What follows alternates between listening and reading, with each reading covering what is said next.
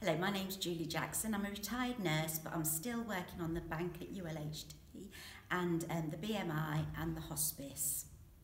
Hi Julie, thank you ever so much for joining us today. Would you be able to give us a sort of an overview of your career pathway to date, please? Yes. Well, I started out, when I was 11, I said to my mum that I wanted to be a nurse, so she just pointed me in the pathway really of doing that. So I went to pre-nursing college and got my City and Guilds and that from there. And so then I went and did an entrance exam at the James Paget Hospital and became an enrolled nurse. I started out as an auxiliary for 6 months and then I started my enrolled nurse training there.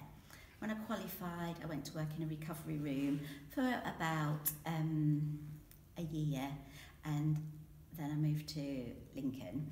When I first came here, I worked on the orthopaedic unit for 4 years as an enrolled nurse, and then the opportunity came for me to go to work in recovery at Lincoln, and I was there for 3 years. During that time, I applied to do my conversion course, and it was at the time when the West Wing was coming up to the East Wing theatres, so I felt it a good opportunity to go to the day surgery unit and continue my studies there.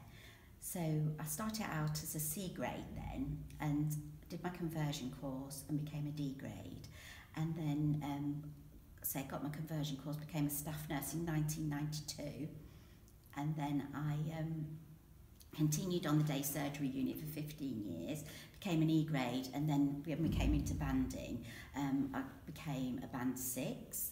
I was band 6 there probably for about 2 years, and then I just felt with the changing times of the day surgery unit it was time for me to move on and maybe take a step back from a band 6, and so I decided to become more hands-on, and I went to the endoscopy unit for about 6 months. That was fine, but the opportunity came for me to go to work back into recovery. So I went back there, and I've been there 11 years now. During that time, I've completed my diploma in nursing. I just did that really. I was just doing assignments and courses. I've got my cannulation, my bloods, my male catheterisations. I've got the HDU course. I was a mentor. And I've also done the EMB 997, 998, and I funded myself to do the City and Guilds 730 many years ago, which was adult teaching too. So consequently, I've mentored most of my career, and I was a sign-off mentor. The only reason I've taken early retirement is because I could get my pension. I wouldn't have gone and I wouldn't have left. However, having gone for the last 3 months, it's quite nice getting out and seeing what else other places have to offer. So it's been a huge learning curve, but here I am now. So Julie, in total, how many years did you do at ULHT? 32. Yeah, and so in terms of going on the bank, you still are with us at ULHT on the bank as well as other Yes. organisations, Yes, aren't you? yeah, because I'm limited to what I can earn on the bank within the NHS. I'm doing 1 day a week on the bank. And do you normally go back to the area that you came from in terms of I recovery, do. or do you go across? I just go back to recovery at the moment, but I would go back to A&E. I've spoken to them, and I would go down to there because of the transferable skills. Yeah. I could go down to there, and also HDU. I could put on Hatton Ward because I've got the HDU course. I could go back there and do that too.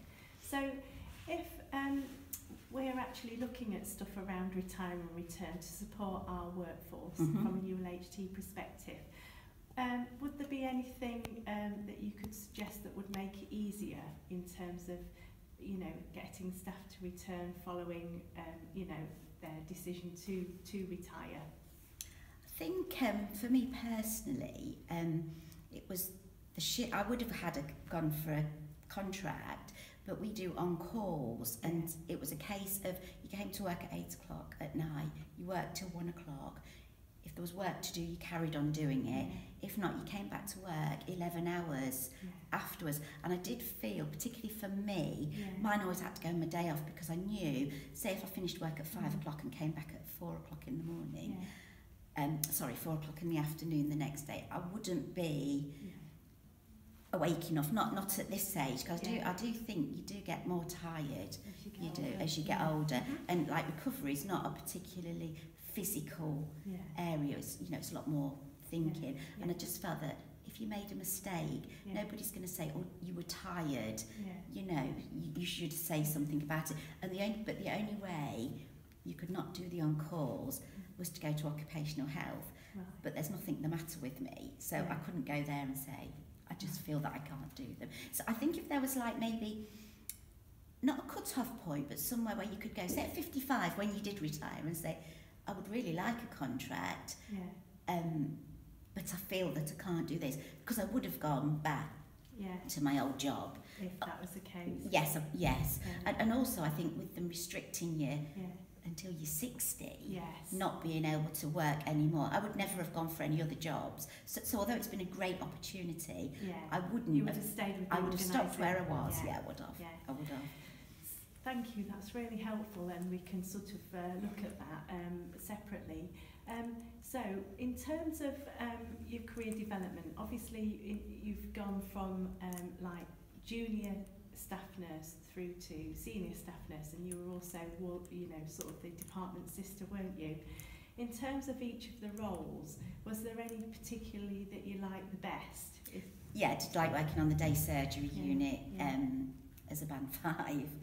You know, and I did feel that when I took on my band 6, I really wanted to embrace that and do that, but the constraints of the day surgery unit and what they needed it for changed, and I just felt that as a band 6 I wasn't as knowledgeable about the new things coming in, and at that time, in hindsight, I wish I'd have had a secondment, gone off, learnt the things that I needed to do, and then come back.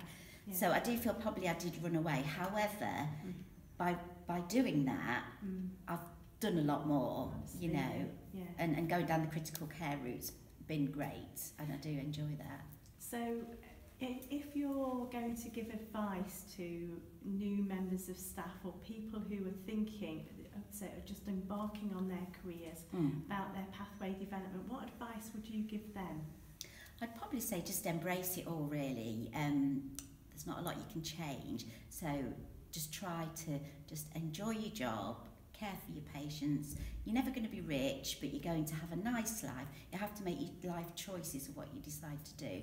I wouldn't do anything else, and given it again, I would do what I've done now, definitely. Thank you, Julie. Thank you.